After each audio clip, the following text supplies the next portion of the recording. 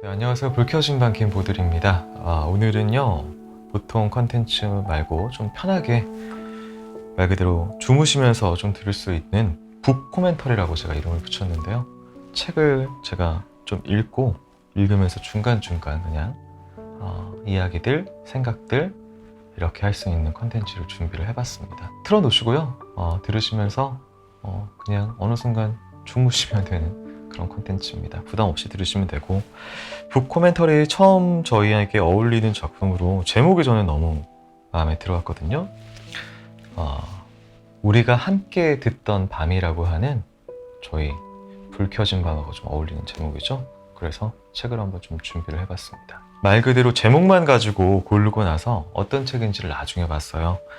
그런데 더더욱 어울리더라고요.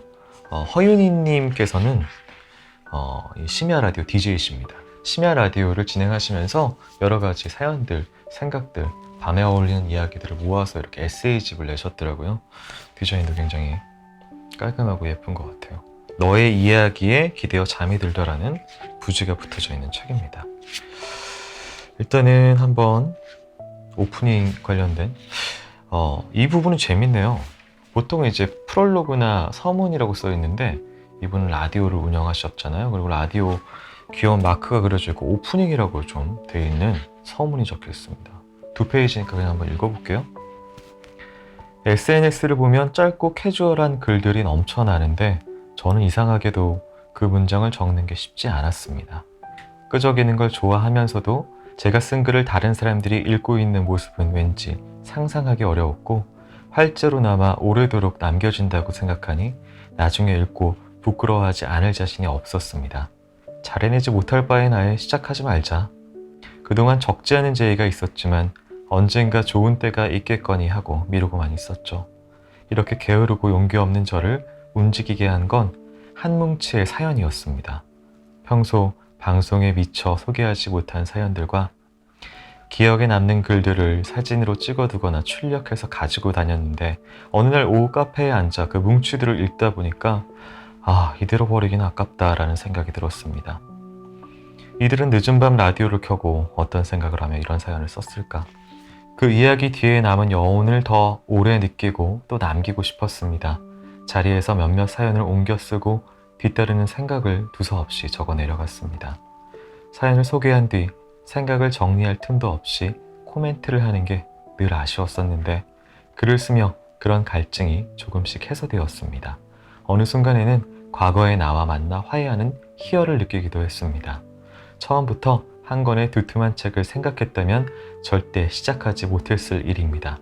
쓰고 지우고 또 쓰고 지우고 깜빡이는 커서와 텅 빈 화면이 얼마나 무서운지 알게 되었고 제 이야기를 세상에 꺼내놓기가 참 어렵다는 사실로 깨달았습니다. 그렇게 이 책을 써내려간 인연은 어느 때보다 저를 성장시켜준 시간이었습니다. 갈팡질팡하고 불안할 때마다 제 안에 힘을 믿게 해준 사랑하는 가족들과 제 이야기에 귀 기울여 주시는 여러분께 감사의 인사를 전합니다. 2018년 초가을 허윤희. 이렇게 글을 쓰시게 된 계기가 앞에 쓰여 있네요. 여러분께 미리 말씀드리는 거는 저도 이 책을 지금 사실 처음 봅니다. 네, 처음 읽는 거고요. 저도 첫 만남, 여러분도 첫 만남의 시간이 될 것 같아요.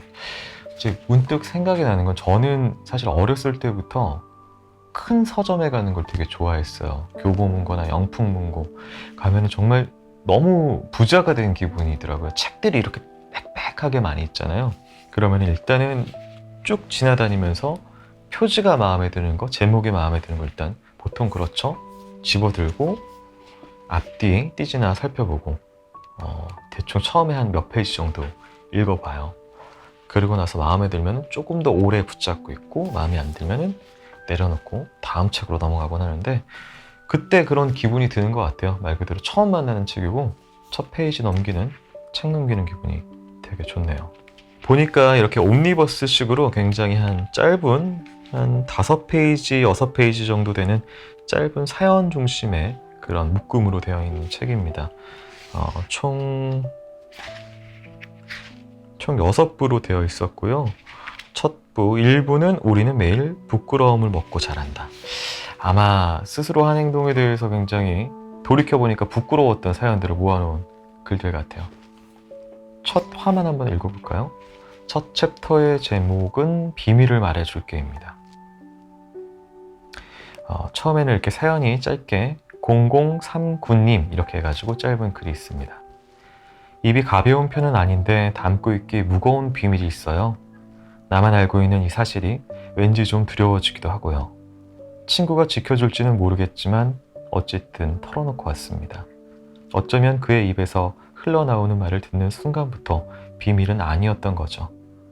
왜 우린 자꾸만 비밀이라면서 누군가에게 말하고 싶은 걸까요? 공감 가네요, 저도. 네, 이런 사연이 앞에 있고요. 사연 뒤에는 이제 허윤희님께서 직접 그거에 대해서 코멘트를 뒤에 쓰신 글들이 있어요. 읽어볼게요. 뭐라고 생각하시고 쓰셨는지. 비밀이라는 말, 너만 알고 있으라는 당부는 내가 지닌 버거움과 외로움의 무게를 나눠 갖자는 의미일 것이다. 임금님 귀는 당나귀 귀. 구덩이를 파고 소리 질러야 했던 늙은 이발사의 마음이 절로 이해될 만큼 갑갑한 순간에 우리는 이렇게 말하곤 했다.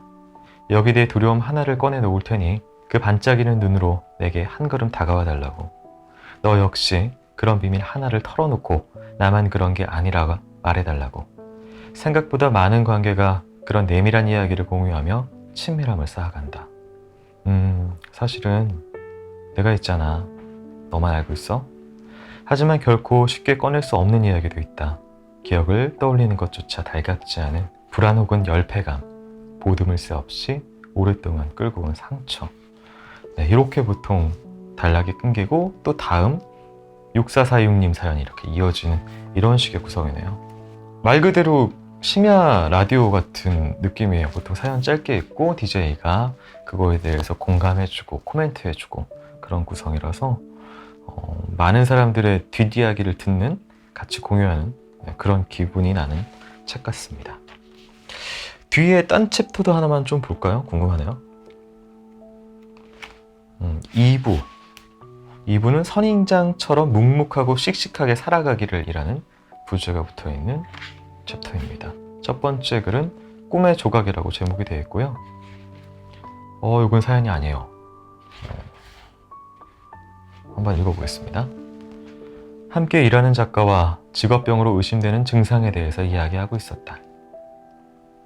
간혹 이런 웃긴 꿈도 꾼다니까요. 방송 시간에 늦어서 달려오는데 다리가 안 움직이거나 누군가 나를 방해해서 스튜디오 문을 못 여는 거예요. 우여곡절 끝에 마이크 앞에 앉고서도 말도 안 되는 이상한 이야기를 주절거리고 시간은 끝나가는데 노래 못 찾아서 허둥지둥한 적도 있어요. 물론 깨어나서 생각하니 웃기다는 거지. 그 안에선 눈물이 날 만큼 절박한 순간들이었다.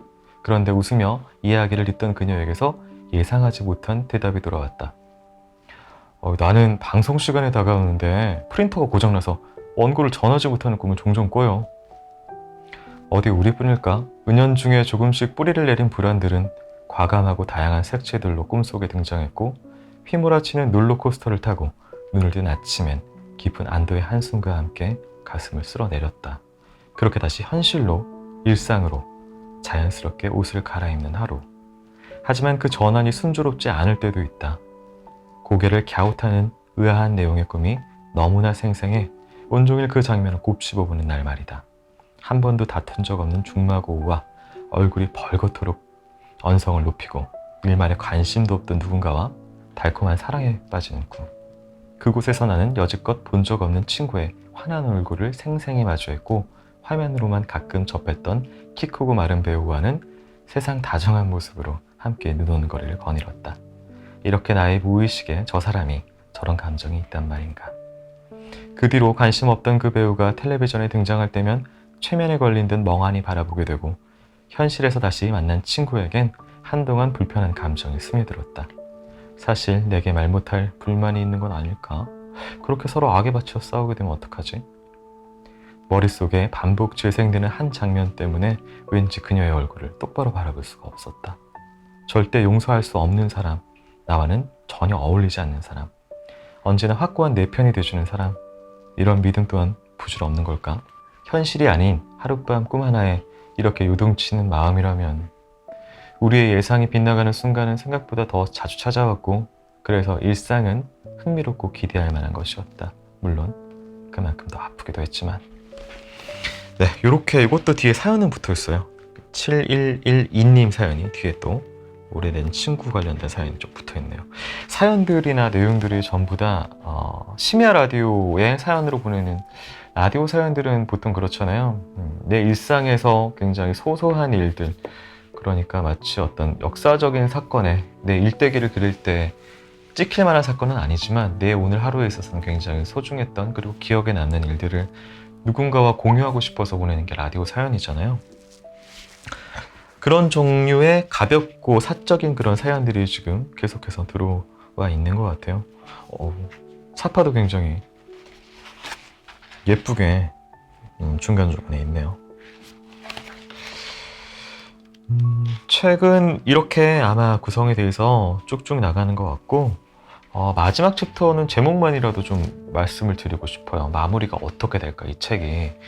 6부 제목이 내가 머물렀던 세상은 어느덧 한 뼘 더 아름다워져 있었다라고 성장에 관한 테마를 가지고 마무리를 지어주시네요. 네, 이렇게 허윤희님의 우리가 함께 듣던 밤이라는 에세이를 우리 북 코멘터리 첫 번째 시간 책으로 좀 골라와 봤습니다.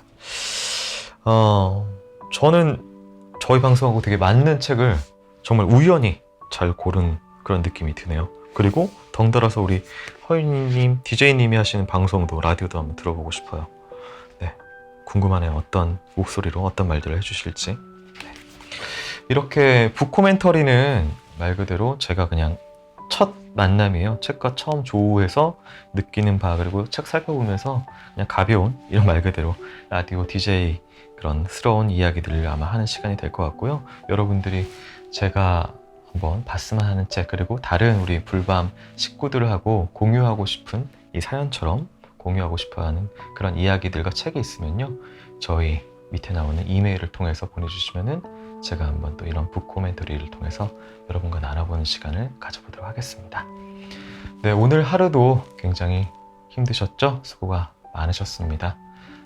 저는 오늘 허윤희님의 우리가 함께 듣던 밤이라는 책을 읽고 우리의 밤에 대해서 한번 생각을 해보게 됐습니다. 오늘도 편안한 밤, 좋은 꿈 꾸시길 바라고 저는 먼저 불을 꺼보도록 하겠습니다.